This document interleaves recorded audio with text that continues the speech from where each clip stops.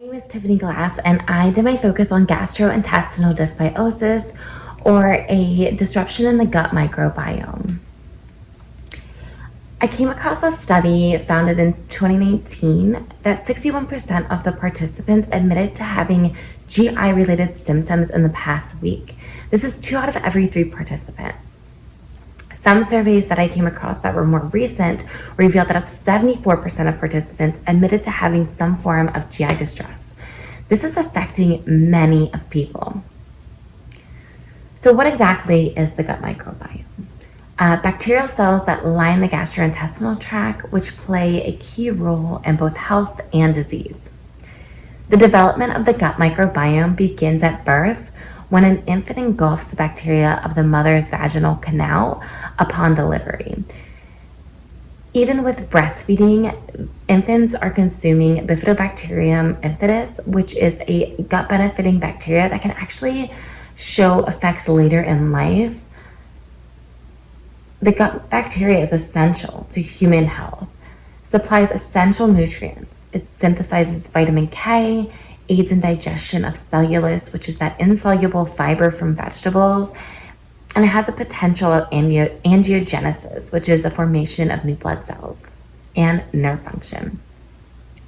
The imbalance of the gut microbiome has been linked to gastrointestinal conditions like irritable bowel disease and irritable bowel syndrome, along with systemic manifestations such as obesity, type 2 diabetes, and atopy, which is a heightened immune response causing inflammation.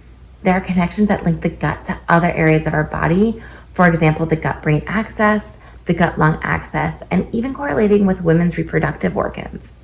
70% of the immune response is located within the gut microbiome, so 70% of our immune system is actually within our gut.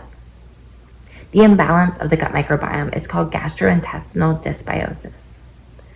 So what can cause an imbalance in the gut microbiome? So it can be from like a decrease in diversity of the gut microbiome, a loss of that beneficial bacteria, or an overgrowth of harmful microbiota or bacteria. Diets with little fiber from sources like vegetables and fruit can show that decrease in the diversity of the gut. There could be a loss of beneficial bacteria from antibiotic usage, drug usage, or food additives. And then an overgrowth of harmful bacteria can be diets rich or high in sugar and carbohydrates, or also a lot of alcohol consumption can actually feed harmful bacteria. So decrease in the diversity of the gut microbiome. The diversity in the gut microbiome decreases as you age due to influence like diet, prescription medications, or lifestyle factors. There's a strong correlation linking a decrease in diversity to inflammation, frailty, neurodegenerative diseases like Parkinson's and Alzheimer's disease. There's actually correlation between a lot of these neurodegenerative diseases and having GI disruption or symptoms. Loss of beneficial bacteria. Many gastrointestinal and metabolic diseases have been linked to a decrease in beneficial bacteria in the gut microbiome. So antibiotic usage and drug usage can eliminate the beneficial bacteria. It decreases the motility of the digestive tract and suppresses natural functions of the GI system. So one of the drugs is like proton pump inhibitors. So these suppress the production of gastric acid, which is that hydrochloric acid. That acid has a function. It helps with motility and digestion of food, but it also helps keep down the production of bad bacteria within the stomach. So when we're on these proton pump inhibitors, we're increasing the risk of a dysbiosis within the gut microbiome. Overgrowth of harmful bacteria. As I mentioned, the drug usage really allows that growth to develop of that harmful bacteria. Diets rich in simple sugars can feed harmful bacteria that can lead to a yeast infection like Candida, small intestinal fungal overgrowth like SIFO, or small intestinal bacterial overgrowth, which is SIBO. When the microbiota is exposed to food preservatives, there can be an increase in production of proteobacteria, which is a harmful bacteria. Emulsifiers and artificial sweeteners have also shown a composition change within the gut microbiome. Intestinal permeability of the gut lining. Intestinal permeability has been acknowledged in conventional medicine, but leaky gut has been around for a while, and I think it's finally been accepted. So it's when there is this increase in permeability of the intestinal wall that can lead to like systemic inflammation and a dysbiosis to the gut microbiome due to the disruption of the ecosystem. Intestinal permeability allows this entrance of food antigens and pathogenic bacteria and bacterial contents into the surrounding tissues of the stomach and then into systemic circulation. So it can cause a systemic inflammation or an inflammatory response in the body, chronic inflammation, and it can be a contributor to autoimmune diseases. So there are endogenous and exogenous contributors. Endogenous contributors include physiological stress or intestinal inflammation. Some external or exogenous include diets rich in sugar and alcohol not only feed harmful bacteria, but can also increase intestinal permeability. So small intestinal bacterial and fungal overgrowth. This condition is when there is this excess or this imbalance of bacteria and fungus within the small intestine. It's currently affecting millions of people and millions of individuals and just going undiagnosed due to this invasive nature of testing. So symptoms could include abdominal distension, bloating, diarrhea, gas formation, major GI distress, and they can overlap with other GI-related disorders.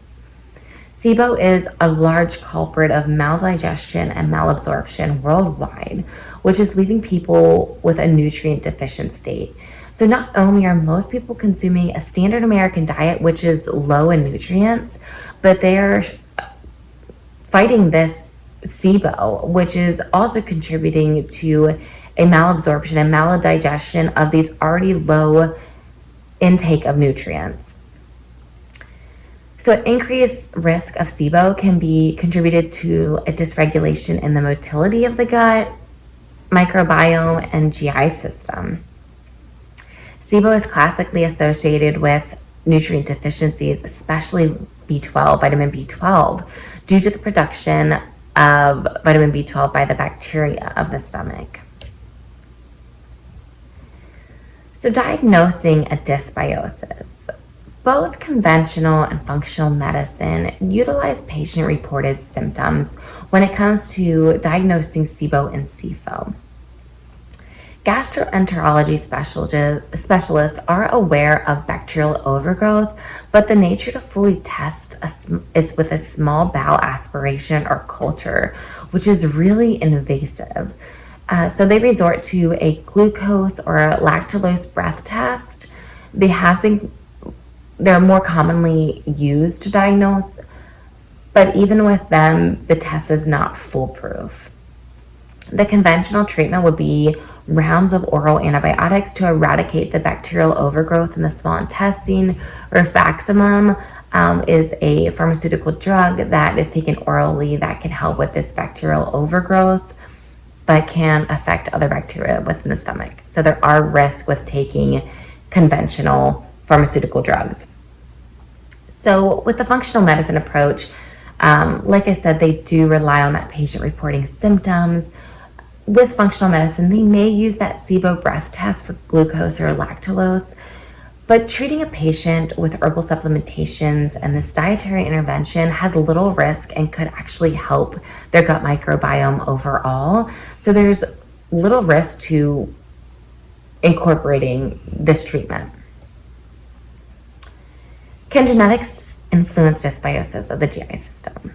A key component that affect the microbiota of the gut are environmental factors and factors actually relative to nutrition. So most likely genetic factors do not play a role in GI dysbiosis.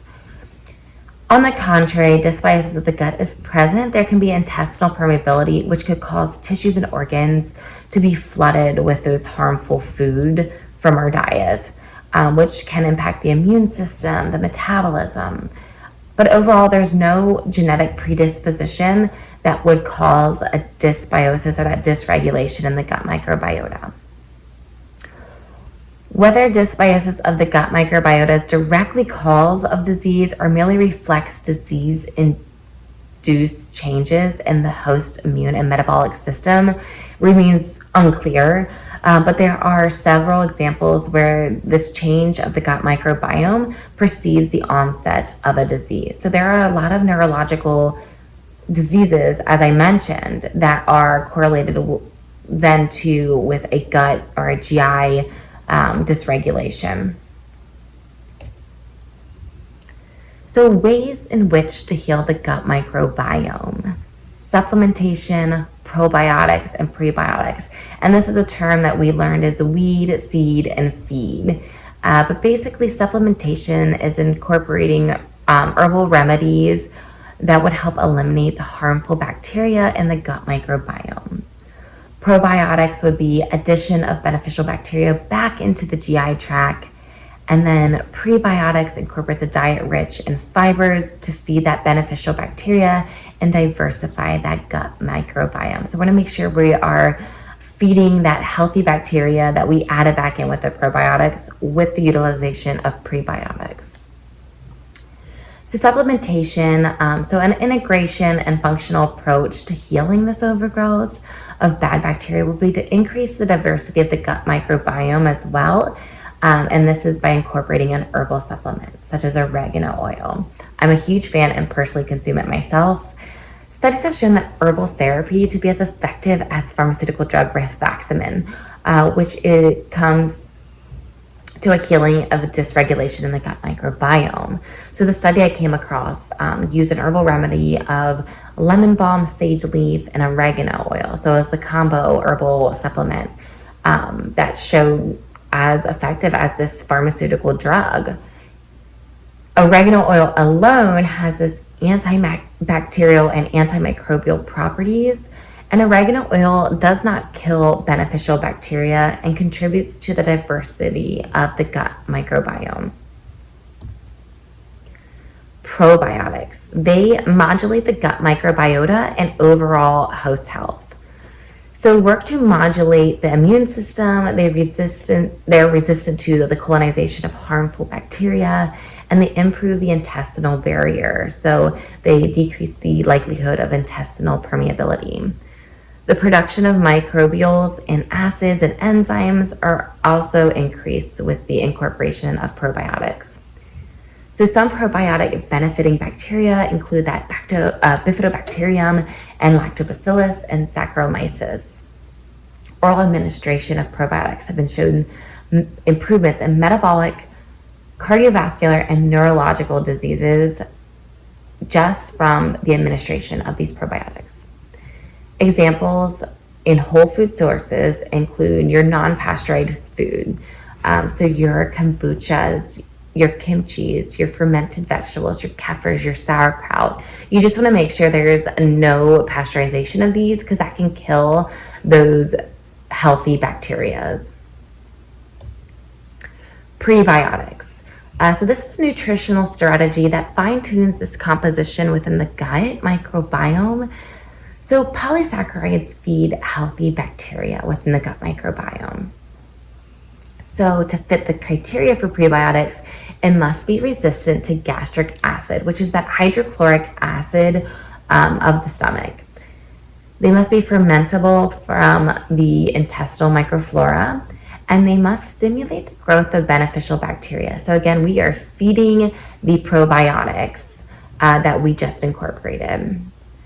So non-digestible polysaccharides are plant-derived. So it is essential to consume your fruits and vegetables. You want to make sure you're getting your fiber from whole food sources, especially plants. So some other forms of prebiotic-rich foods include your inulin fibers, your acacia fibers, potato starch, chickpeas, and raw potatoes.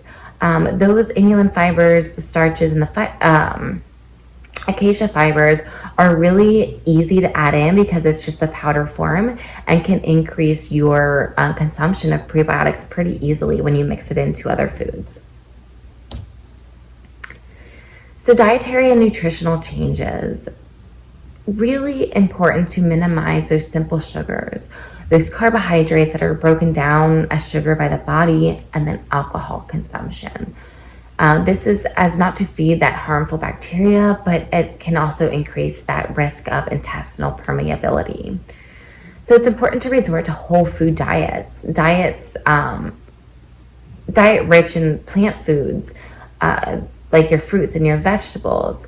This would eliminate your processed foods that are filled with preservatives, emulsifiers, artificial sweeteners. So incorporating a diet rich in fibers from plant foods and possibly supplementing with prebiotic fibers, such as that inulin, potato, or acacia fiber, is really important. And then incorporating fermented foods daily into your meals.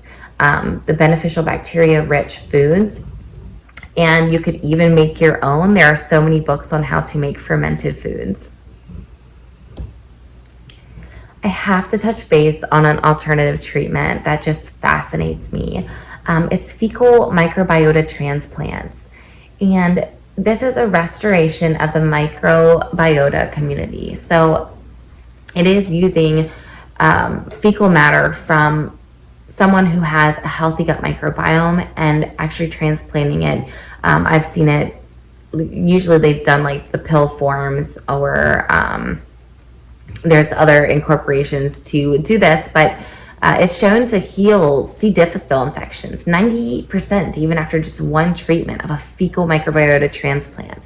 And it's also been shown improvements in gastrointestinal disorders like ulcerative colitis, constipation, irritable bowel syndrome, cirrhosis with encephalopathy, alcoholic hepatitis, neurological diseases. I mean, I came across a study with children with autism, and they did this fecal microbiota transplant. And not only did it show GI relief and improvements in GI symptoms, but it also showed a improvement on the autism spectrum for these children. So it shows not only how effective this fecal microbiota transplant is, but the connection between the gut-brain axis and the gut to all aspects of health overall. Really incredible treatment, alternative treatment. Maintenance and long-term evaluation for clients. Continual check-ins with patients is essential. I personally would initially suggest like a 30-day implementation of the herbal supplement and dietary changes that we've talked about. The herbal supplementation, I would just do like an oregano oil form and just see how the patient is after those 30 days. So if there is progression and these symptoms for this GI distress improves, I would potentially cut them back slightly on the herbal supplementation. But honestly, keeping this herbal supplementation within the gut microbiome is beneficial. Like I said, I take it on occasion, just when I feel like I didn't consume maybe the best diet, or maybe consume something that might wreak havoc on my GI system, or if I'm having GI symptoms, I might incorporate this herbal supplementation. So reiterating the importance of nutrition and how it can impact the gut microbiome, how we should consume whole foods, probiotic and prebiotic foods, and eliminating processed foods that are filled with preservatives, emulsifiers, and those artificial sweeteners are essential. Gaps in the research. As mentioned before, the testing for SIBO overgrowth is, as mentioned, can be very invasive. And then if you even opt for the breath test, the high rates of false negatives are significant. So that's why a lot of conventional and functional medicine may actually opt out of even testing. And then antibiotic usage can interfere with the test that checks for the bacterial imbalances. So it's really essential to stop antibiotic usage before you get these testing done, because it actually can interfere with checking for the bacterial or fungal overgrowth. Systemic healing starts in our gut. So a healthy gut microbiome improves overall immunity, improves symptoms of neurological diseases, and plays a critical role in metabolic health. We have seen the correlation between our gut and other areas of the body. From the vaginal canal to the lungs to the brain. It can affect our entire body systemically. So full healing really starts within the gut microbiome. If 70% of our immune system is within our gut, it is so essential that we take a focus on making the environment of the gut microbiome diversified, filled with healthy bacteria, and just make sure we are really watching what we're feeding and making sure that we're not feeding bad bacteria in our gut. Again, systemic healing starts within the gut microbiome.